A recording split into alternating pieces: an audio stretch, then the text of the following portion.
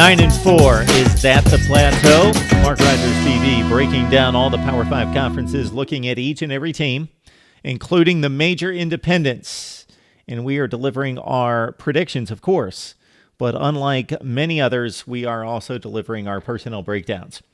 We're in the ACC. I'm starting at the bottom of the Atlantic Division with Syracuse, and we have made our way through Wake Forest and Boston College as well. All right. I think it's a glut right there between Wake, BC, North Carolina State, and Louisville.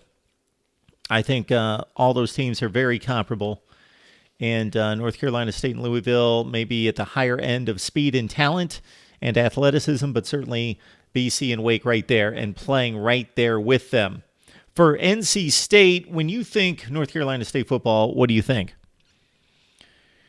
In terms of what do you expect out of North Carolina State football? Seems like they go 500 every year in the conference, and they win their out-of-conference games because they usually don't play anyone, and they go 7-5. Well, we're at a point under Dave Doran in which he assembled his best team on paper, no question. In terms of talent, the 2017 Wolfpack should have been ready to contend for an ACC championship, but they fell short. 9-4, 5-3, close loss to Clemson. That really marked the season right there. They got within the score. They played well.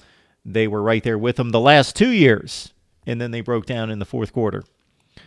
9-4, this may be it for this program. Does anyone out there see North Carolina State exceeding and breaking through to challenge Clemson and Florida State? All right, so the 9-4 season last year might have been a big missed opportunity. The window might have shut. North Carolina State has lost its two best playmakers on offense, Nyheim Hines and Jalen Samuels. They take 29 touchdowns with them. And then, of course, they lose that entire defensive front that, from a talent perspective, might have been the best or rivaled Clemson as the best defensive front in the nation, with all that first-round talent and throughout the draft, and then, of course, headlined by Bradley Chubb as the number 3 selection, or projected number 3. I think he slid to 5 or 6 in the draft to, I believe, the Denver Broncos. All right, let's get back to the offense and replacing Samuels and Hines. You've got Kelvin Harmon, good player, 69 catches, 4 touchdowns. Jacoby Myers, right there with him. 63 receptions, 5 touchdowns. That's a lot of productivity coming back. And then you throw in Stephen Lewis. He caught 37 passes and 2 touchdowns.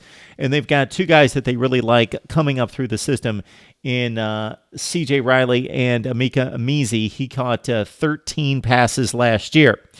At running back, it pretty much comes down to Reggie Gillespie. He ran for over 500 yards and 7 touchdowns last year. Of course, running the entire thing is the dependable Ryan Finley. He's not going to blow you away with arm talent or dynamic running ability. He's not Lamar Jackson, and he's not Mitch Trubisky throwing the ball downfield. But he makes the right decisions, puts the ball where he needs to, and really commands the offense. And at this point in his career, starting at Boise State, has a ton of experience. Ryan Finley at 65% completion percentage last year, 17 touchdowns, 6 picks. The offensive line, on one side, a bit of a concern in regards to losing 2 All-ACC players, but they have 3 starters coming back, and they represent 75 career starts. In Tyler Jones, Teron Prescott, and you also have Garrett Bradbury. And the offensive line recruiting has been maybe the brightest spot on the team in regards to recruiting. So there's young players behind them that have all sorts of talent. All right, let's get to a defense that should have been spectacular last year. Led by a defensive front that, from a talent perspective, in terms of NFL scouting, was first-rate, top of the line, right there. Clemson would be number 1, and then right there with Alabama, Ohio State, Georgia, Auburn. But they didn't really play that way. They were rarely dominant. So they're going to miss those guys anyway because they were good and they were productive, but not up to their talent set. Defensive end Darian Roseborough is back after compiling 7 tackles for loss last year. They've got one main linebacker back in Jermaine Pratt. He had 69 tackles. Their two best players in the secondary are gone.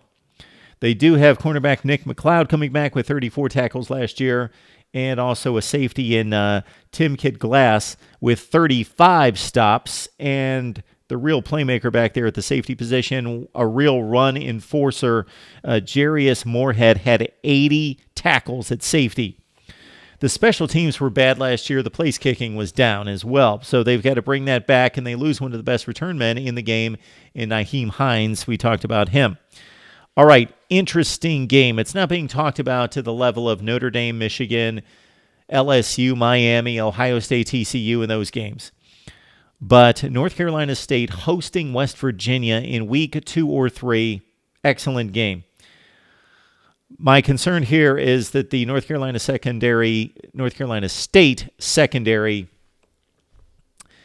may turn out to be decent late in the season when they develop some talent and some of their players, but they have a young secondary at the corner positions. I don't know that they have enough corners. We mentioned the two safeties that are really good, but enough corners to match up with all those West Virginia wide receivers when they go 4 wide, 5 wide. And I think that's going to be a trouble spot. So I mark that down as a loss against West Virginia. Of course, it should be a really good game.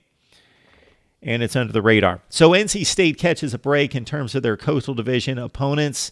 No Miami, Virginia Tech, not even the marginal teams or the decent teams like Pitt or Georgia Tech or Duke. They've got Virginia and North Carolina, the two worst teams from last year. So again, North Carolina State, talent-wise, they had the opportunity to close on them last year. In terms of scheduling, this is the year.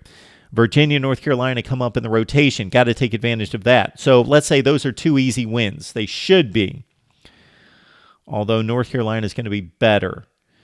The losses, I'm marking down Clemson and Florida State. Those are 2 losses in conference. Then I look at that, again, glut of teams that are good teams, like top 25 to 45 teams in the nation. Wake, BC, Louisville, North Carolina State.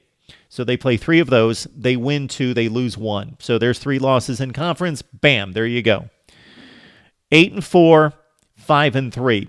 8 wins total, 5 wins in the ACC. Those are my thoughts. Leave your prediction for North Carolina State in the comments section. Would love to hear from you.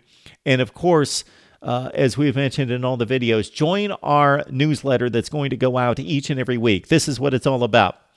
Starting with week 1 on that Labor Day, following all the big games over the weekend and looking forward to Virginia Tech and Florida State, we're going to release a newsletter every week, and we're going to break down my perspective, my take on the weekend, also a channel update, and then probably something you're not going to find, well, I can guarantee you're not going to find it in one place anywhere.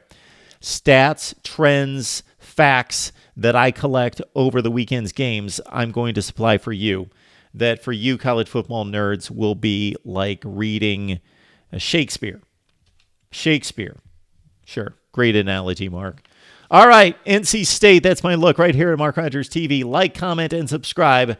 We are the voice of college football.